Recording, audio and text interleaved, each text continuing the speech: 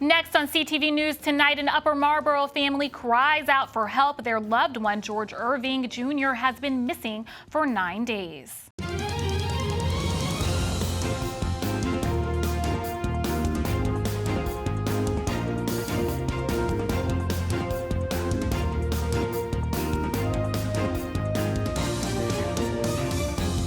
Good evening, I'm Keisha Butts with the CTV News Update. 9 days and counting, and the family of George Irving Jr. worries more and more. 67-year-old George Irving has been missing from his Upper Marlboro home since June 21st. He has dementia and needs insulin medication. Daughter Jocelyn Harris says it's a painful nightmare not knowing where her father could be.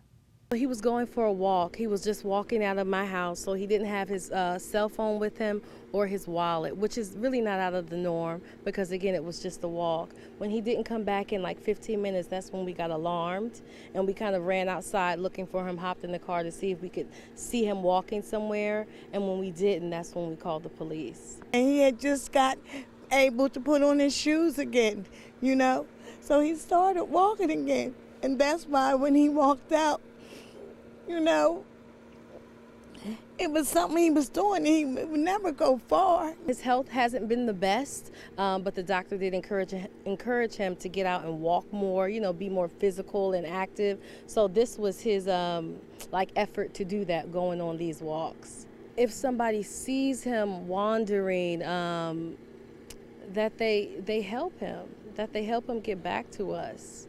I'm begging anybody, if y'all can help us, anybody that can help me, please. I want my husband to come home so bad.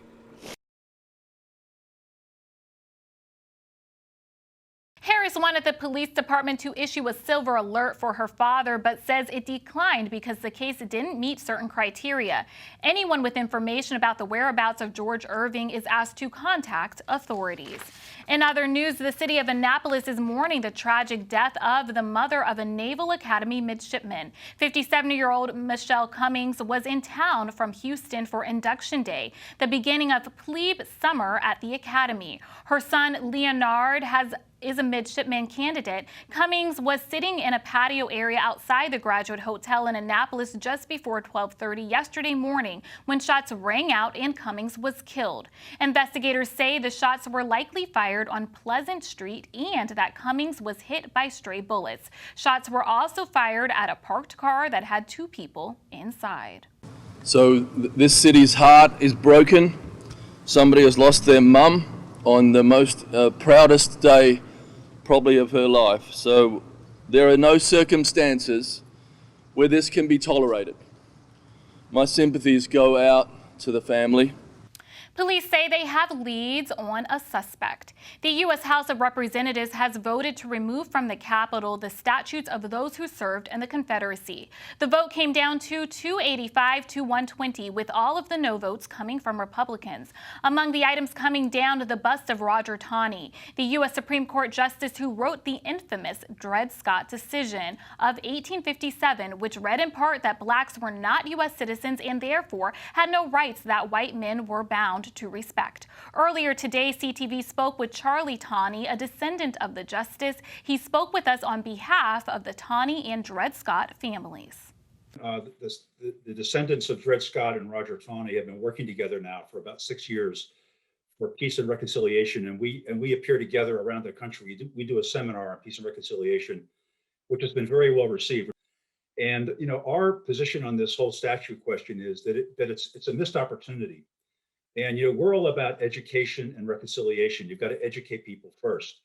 And there's a great educational opportunity here. If the Congress would, instead of taking Taney statute down, would instead erect a statue of Dred Scott with Roger Taney and create an educational exhibit and program around Taney and Scott to tell the story. The point of the Scott and Taney family is that history has lessons to teach us. And sometimes the lessons are hard. Sometimes they're negative, sometimes they're tough and hard to take, but we need to learn those lessons. And if they're about racism and white supremacy, we need to learn them. A statue of Taney was removed from the State House in Annapolis in 2017. It had been there for nearly 145 years. In other news, Montgomery County Executive Mark Elrich has released a preliminary report of the ongoing audit of the Montgomery County Police Department. The audit is part of Elrich's Reimagining Public Safety initiative that was launched last year. The report provides an evaluation of the organization's structure, policies, cultures, procedures, and resources. Elrich says the report recommends changes to the organizational structure of the department, along with changes to internal affairs system, including use of force and mental health policies. A departmental audit is expected to be completed in a couple of months. The State Health Department reports 62 new COVID-19 cases in the last 24 hours. The agency is also reporting 1 COVID death. This brings Maryland's death toll to more than 9,500. Currently, more than 100 residents are in the hospital with COVID-19. You're watching CTV News. I'm Keisha Butts. Coming up, an unusual auto crash in Chillum today. Details next. Right here, baby. The sooner you recognize the signs of autism, the sooner you can make a lifetime of difference for your child. Start by answering a few simple questions at screenforautism.org. Welcome back. A truck crashes into a CVS store in Chillum this morning. The incident happened around 2:30 at the 5600 block of Sargent Road. The vehicle crashed into the front door of the store. Police say the driver fled the scene. Police have a warning for motorists during the July 4th holiday weekend. Don't drink and drive. They'll be out on the roadways looking for impaired drivers. More than 570 fatalities occurred on Maryland roadways last year. That's up by about 6.4% compared to 2019. Officials say speeding and alcohol are major factors in fatal car crashes. More county-run community centers are back open to the public. The Department of Parks and Recreation has reopened more than a dozen facilities. However, face coverings are still required. Patrons must have a membership to utilize any of the amenities like fitness centers. Here at the Largo Kettering Perrywood Community Center, signs have been posted throughout the center to remind guests of the new rules. So before coming here, you definitely want to make sure that you have your mask. So you have to wear your mask inside the facility. There's also a COVID waiver that you must sign, and then there's a sign-in sheet that you will have to sign as well. Right now we have our gymnasium open as well as our fitness center. We're at 50% capacity. We do have some outdoor classes that we facilitate. We have our hand dance class, our Tukang Mundo class, as well as our basketball skills class outdoors. The Largo Kettering Perrywood Community Center is open Monday through Saturday. For more information on any of the community centers in Prince George's County, visit pgparks.com. A new initiative may help limit annoying robocalls. The Federal Communications Commission has instructed cell phone providers to install caller ID authentication. The new technology will help cell phone users determine whether calls are actually coming from the number displayed on their phone. The FCC says this new tool will help consumers and police identify the source of illegal calls. Providers are required to implement the new technology effective today. A U.S. Supreme Court decision could revive the Potomac Pipeline project. The High Court sided with the Penn East Pipeline Company on Tuesday, ruling that federally approved projects can seize state lands to build natural gas pipelines. Although the 5-4 vote revolves around a New Jersey case, environmentalists say the decision could speed up construction of a controversial pipeline that could run through Maryland and under the Potomac River. The pipeline would ultimately deliver gas to West Virginia. The company has a similar lawsuit against the state of Maryland. That case has been in litigation for 2 years after Maryland refused to grant access to the company. And we'll be back with more news in a moment. Stay with us. You know, a lot of people say when you're going somewhere, you don't want to look back. But I beg to differ. I can't lie and say it was easy. I looked at everything in a different light. I realized it started with me going back and getting my high school diploma. Thank you for staying with us. Well, it's not easy owning a business, going to school, and writing 2 books, but a recent Charles Flowers High School grad did it all. You can beat the odds. If God is for you, it does not matter who is against you. This is 17-year-old Chelsea Adenuba. She's reading her novel called Heart Over Hustle, which came out about 2 weeks ago. CTV interviewed Adenuba earlier this month. She is also the author of How to Be a Young Boss and owns a bonnet business called Chelsea Designs. Her latest book is a guide to encourage people to follow their purpose. I always enjoyed writing. Like, writing was something that I believe that I can just express myself thoroughly using like a pen and a paper.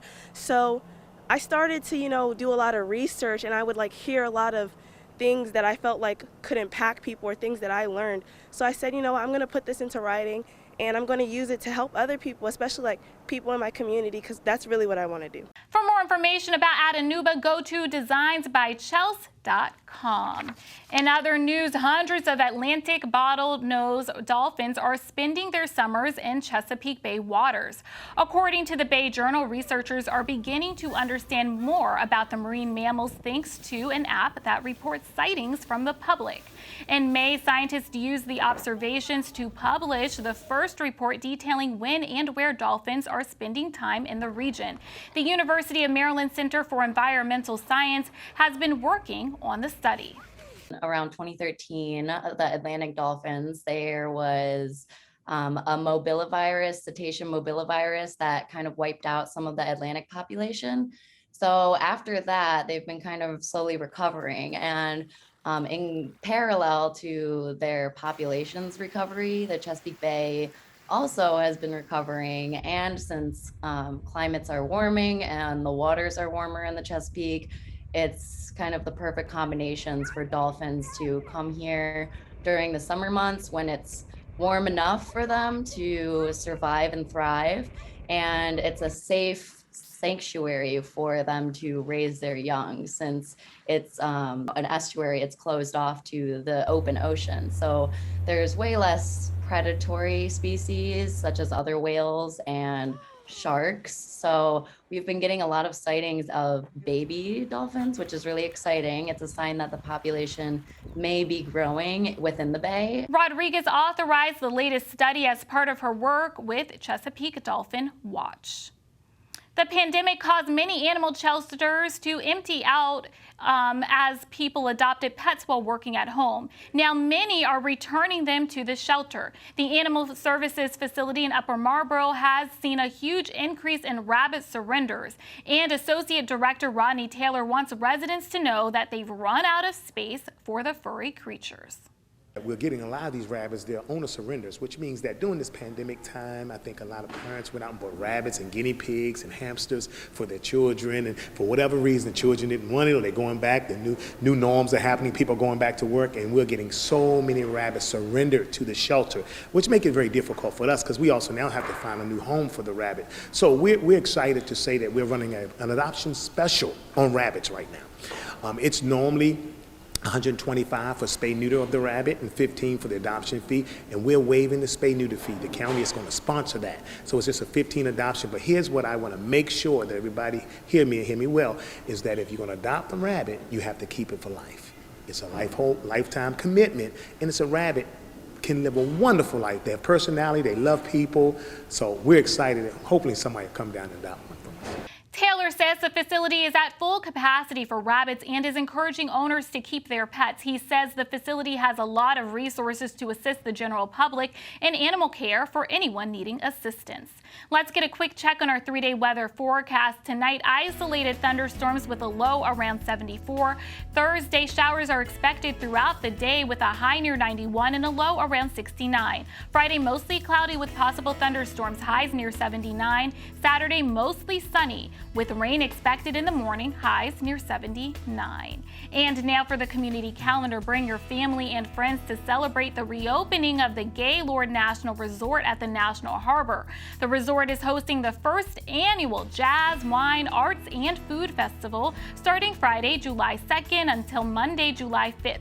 The event is free and starts at 4 p.m. All ages are welcome. Masks are not required, but they are recommended for residents, especially those who aren't vaccinated. For more information or reservations, visit www.gaylordnational.com.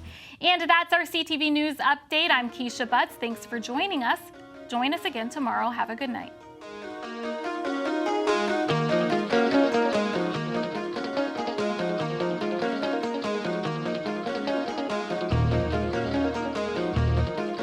the coronavirus has affected the African American community in many ways, including a drastic drop in blood donations needed for patients with sickle cell disease. If you're healthy, please make an appointment to donate at redcrossblood.org.